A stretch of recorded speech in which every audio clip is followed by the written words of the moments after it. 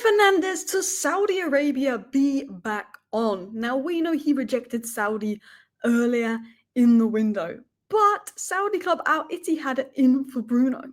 They're pushing for Bruno. And there's been 3 or 4 journalists reporting this. Even Santi did a tick under a journalist post talking about Bruno to Saudi, and he's a somewhat credible journalist. Obviously, 3 or 4 of the journalists talk about this haven't been credible, but there's 2 or 3 journalists with more credibility talking about Bruno to Saudi. Could that make way for Carlos Baleba? Could Bruno be on the way out of Manchester United? I don't think that Bruno's going to leave, and I don't think he's going to go to Saudi because he's already rejected them. But we will talk about the latest on that. Jadon Sancho called out for his attitude by Roma. Obviously, we know that he's sort of rejected Roma. We know he's rejected Chelsea. I think he's just rejecting everyone for the money. He's been called out for that. Lammens still very close. Manchester United set to win the race. Big update on that. Looks like the breakthrough was close, although they've put their price up because it's Man United. Also, one journalist said, I think it was Malak of the Mirror, that Galatasaray tried to hijack, but Lammens chose Manchester United. The squad is out for tomorrow's match versus Fulham. No Rasmus Højlund in the squad, and Antony, 34 million exit. What is the latest on that? Is he going to leave? Is Betis going to pay up? So, hello, and welcome back to Alice Talks Football, and welcome back to your 10-minute Manchester United news, transfer news, and update roundup show, where we're going to round up all the latest Manchester United news that has been coming in today into the next 10 minutes for you guys. So if you do enjoy today's video, feel free to hit that like button. Every evening throughout the transfer window that there's relevant news, I do a 10-minute roundup. Try to get to the Bruno slide. There we go. Al Ittihad's management have shifted its attention to signing Bruno Fernandes. They have opened negotiations with him over a move this summer. Al Ittihad's management have shifted attention to signing Bruno. They've opened negotiations with him over a month this summer. Okay, interesting. I don't think Bruno's going to Saudi. I don't think there's much in this, but it is heating up by 4 or 5 different sources saying similar things. Now, is it Man United? Bruno clicks? Do Al Ittihad have a feeling they could convince Bruno to come? Because if they've been in talks and negotiations with him for over a month, and it's coming out now, are they starting to get positive signs that Bruno could be swayed to going to Saudi? I don't know. I don't think Bruno's going to go to Saudi. I don't think there's much in the Bruno exit talks, unless Roman or Ornstein or a Whitwell or someone that's credible with links to Manchester United that gets briefed to Manchester United start talking about Bruno to Saudi. I'm not going to give it much attention. Maybe if Ben Jacobs says that, Saudi and for Bruno, okay, we'll give it some attention. But we don't even know if Bruno wants to go. However, I've seen a lot of Man United fans online who don't like Bruno, who think Bruno's the problem when he's not. I don't think he's the best fit for Amorim's system, but he's such a good player that we need him. I think especially in a period where there's so much change going on. But a lot of fans are saying, oh, we sell Bruno, we can get Baleba. We sell Bruno, we can get Baleba. Like, the money will give us Baleba. I don't think it's about us not having the money for Baleba. I do think we've probably been priced out of it with Brighton not wanting to sell. But even if we do get 100 million for Bruno, what's to say Brighton are going to sell Baleba? What's to say we're going to get Baleba? Because Brighton are making it clear he's not for sale. Now, I think there's a chance of Manchester United getting Baleba? Yes. But we don't know that for sure. But let's talk about that. So, Bruno's rejected Saudi already this summer. Now, one source reported the reason Bruno rejected Saudi was not because Bruno didn't want to go to Saudi, but because his wife/family did not want to leave. They didn't want to go to Saudi. But then other sources reported it was due to Bruno wanting to win major trophies. There was mixed reports to why Bruno rejected Saudi. Was it to do with his wife, family, and kids? Was it to do with the fact that he wants to still play at the top level because he wants to win a bit more than an FA Cup or Carabao Cup, because he's a player that honestly should have a league title, a player of his ability under their hands? Was he using Saudi to see if a Bayern Munich or a bigger club went in for him as well? Some people suggested that.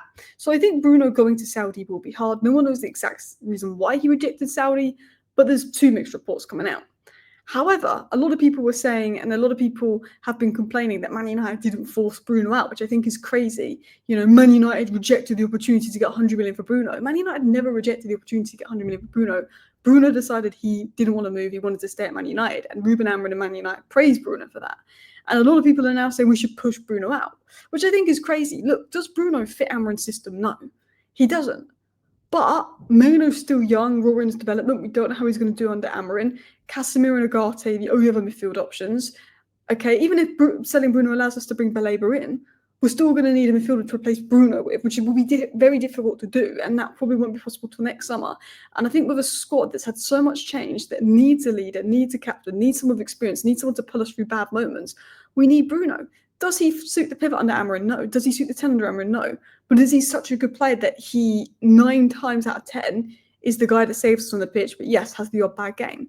But a lot of fans are sort of saying, oh, we should push Bruno out now. We should push Bruno out so we can get Baleba. I don't think it's a case of pushing Bruno out to get Baleba, because Baleba, Brighton is saying, is not for sale. I think if you give Brighton a certain amount of money, they will sell him, but they are saying he's not for sale. So selling Bruno or forcing Bruno out doesn't guarantee Baleba, like a lot of people I feel like are saying online.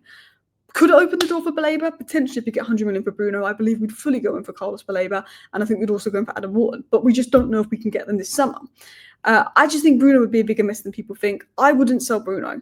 I get the idea of 100 million for Bruno, doesn't suit Amorim's system long term, not going to get that kind of money again. We need Baleba, yes, 100%. But I think people would realise how big of a miss Bruno is when he leaves. Talking of a player we will not miss, Jadon Sancho.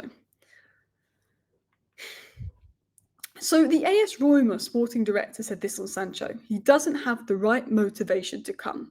Right now, it's just an idea. So this is in response to Roma going in for Sancho, offering Manchester United a bid that they would have accepted for Sancho, having talks with Sancho, but Sancho and his agent demanding more and more and more every time they have talks. And Roma, I think, have got to the point where they're fed up and they're saying this guy doesn't have the right motivation to come. Ben Jacobs said that Chelsea offered him between 180 to 200k a week. That puts him above Caicedo, puts him above Cole Palmer. He can play for the current world champions, Champions League football, Premier League, revive his career. He said no. He's 25. There's still time to revive his career. There's a World Cup year ahead. He doesn't want to go to Italy, away from the English media, in a system in the league that really suits him under a manager that gets the best out of wingers and revived Adola Lookman's career. He doesn't want to go to Italy. He doesn't want to go to Chelsea, despite them offering like 200 grand a week, being in the Champions League. He only cares about money. Like that's the fact about it. He wants to get a big signing on fee. He wants Manchester United to pay him out. That's what he wants. So Sancho's been called out because he doesn't have the right attitude. Rashford took a wage cut to get permanent to Barcelona. Antony, if Betis pay up for him, will take a wage cut to get that move to Betis because it's World Cup year. Sancho's just not interested, and he's just basically been called out by Roma saying he doesn't have the right motivation.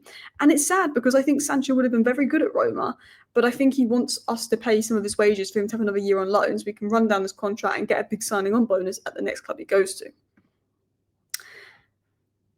Now, let's talk about a player we might be bringing in Senne Lammens. So Study Talks, who is credible and gets a lot of information in regards to United, said that Senne Lammens reps have held face-to-face talks with United in recent days, with all parties wanting a fast resolution, and the internal feeling is confidence as clubs enter advanced talks. We then had Fabrizio Romano saying that negotiations for Lammens started at 17 plus 3 to reach 20 million euros, which was the 17 or 16 million pound asking price. There was talks of being a 14 million pound asking price. He agrees a deal with Manchester United. It's like a 17 million pound asking price. Apparently, Antwerp now want more money because, let's be honest, Manchester United have gone in for their player. Let's put the price tag up, 5 million quid. Why don't we? It's Manchester United. So that's the annoying situation there, because I don't want to spend more than really 15, 16 million quid on the men's because he's still very raw. But negotiations are ongoing to reach an agreement for Senne Lammens, which is good news there. And Moloch of the Mirror actually has just come out now and put out this. Manchester United are set to win the race for Senne Lammens and have lined up a deal worth 16 million plus add-ons. It's for me, I think Senne Lammens is a 16 million keeper. There might be a few add-ons there just because it's Man United and they want to get the price up.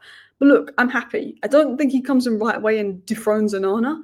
He really gives Onana good competition. He's a good shot stopper. As I said in my video or live stream today, he pushes the ball away from danger when Onana pushes it to danger, which is always really frustrating. And he just looks like someone that is a better shot stopper, that's more confident in goal. And I think he can improve with his feet.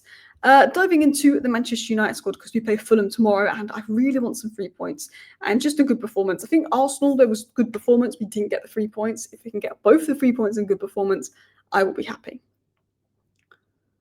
Højlund was not spotted in the travelling squad, by the way. The travelling squad involved Sesko, Xerxes and Bumo Cunha as the forwards, but no Rasmus Højlund. Ahmad, Mount, Maino, Agate, Casemiro and Bruno were involved. De Ligt, Delo, Fredrickson, Shaw, Euro, Heaven, Dorgu and Maguire were involved. So everyone that you'd expect to be involved in the squad was involved. I feel like our squad is thin, but at the same time, I'm also like, well, we're not in Europe and everything. So I don't think its squad is that thin. It could do with another midfielder. Obviously, Leach is injured. Obviously, Mazraoui is injured. So they're the two people mainly missing there.